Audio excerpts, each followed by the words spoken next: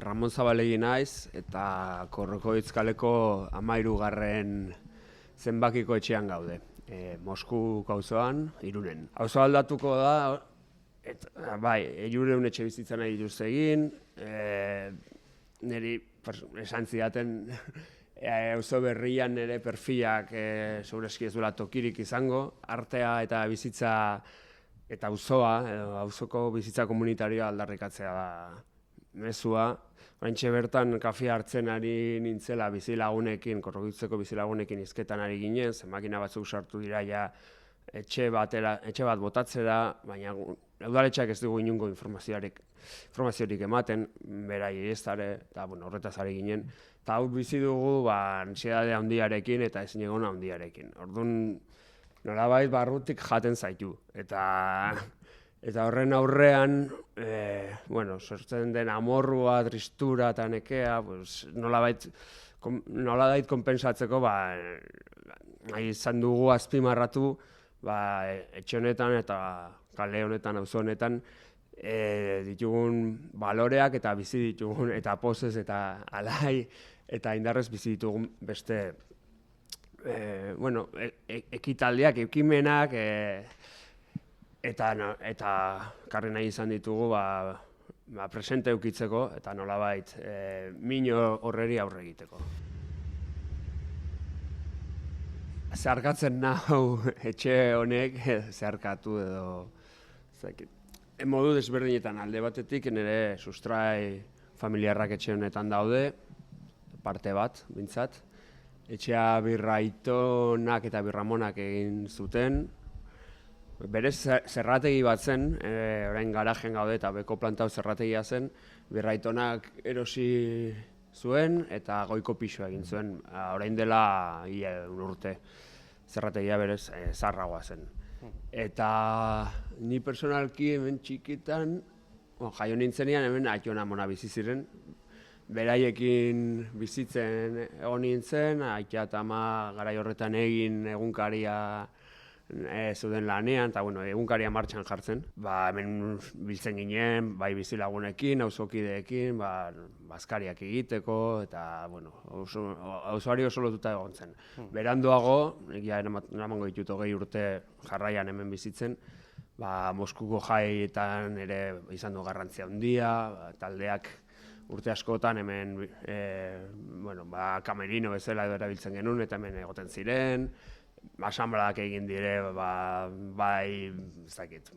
egin dire hemen bilgune feministaren historiak, bideutxen asanblada garrantzitsu bat egin zen Mikel Laboa hil zenean, bideutxe musika taldeen plataforma, etorri ziren taldeak Euskal Herriko puntu desberdinetatik eta hemen bildu ginean, hortik Txinaurriak proiektua martxan zegoen, baina forma eman zitzaion, eta ez dakit, lotuta dago nire ibilbide pertsonalarekin, haur bezala, familiarekin eta baina baita ibilbide politikoarekin, duen kokapenagatik, Moskuko plazatik metro batzutara,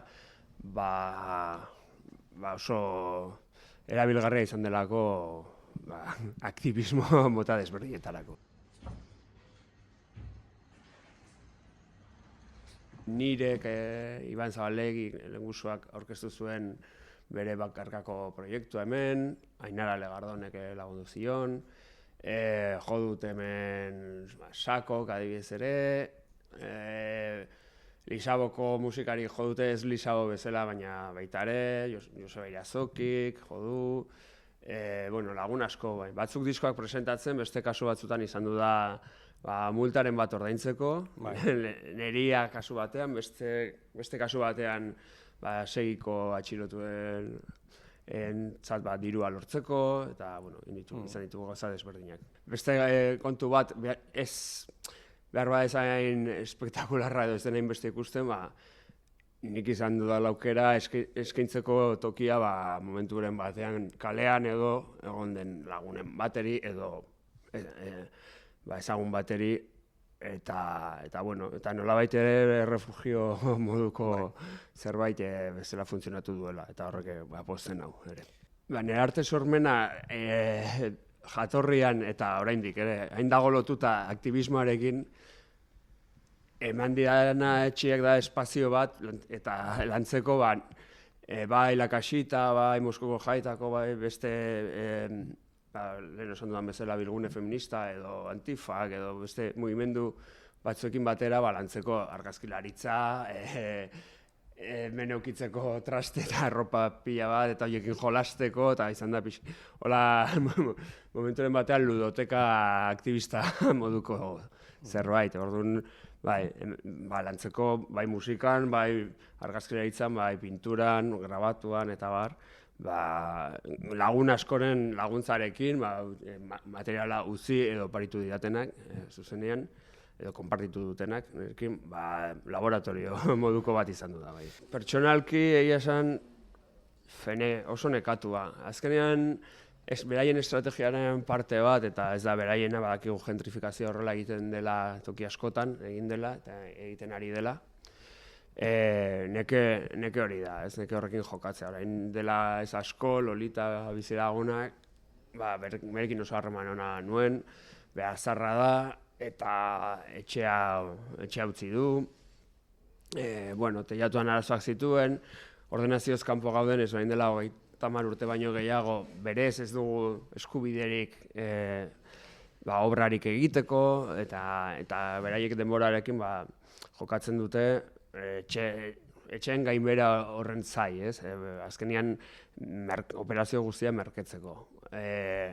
Zoritxarrez, funtzionatzen du beraien estrategiak, asko nekatzen zera, oso nekatua nago, eta parte batek nahi du dena bukatzia, eta eramaten zaituzte horretaraino. Beste parte batek esaten ditezu utziko behintzat ez didela erraztuko beraien operazio hau. Auzoari begira eta baditut ideia asko,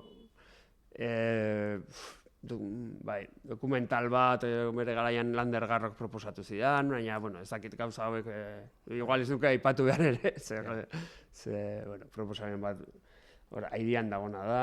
Nik badut liburu bat egiteko gogoa, eta liburu horretan segurazkin astuko nituzke, bai argazkilaritza grabatua, idatziak, eta ditudan gauza pila bat, berez liburua erdi, ez dut hasia editatzen, eta hori kriston lana da, baina materiala aldetik pila bat dut, eta bai gustatuko litzateke aitortza egitea